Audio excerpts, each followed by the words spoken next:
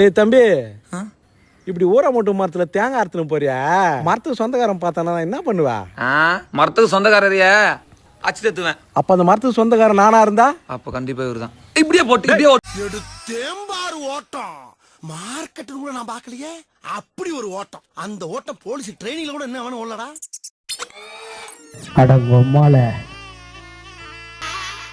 Lumā isala gadimā, lumā hivandetsi galinsi niklaki uta salumā.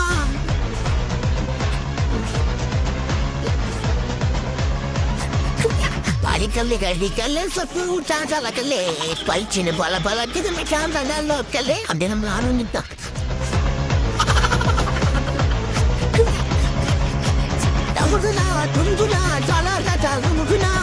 Mari காமெடியோட பகல்மா ராயனத்தை follow பண்ணிங்க.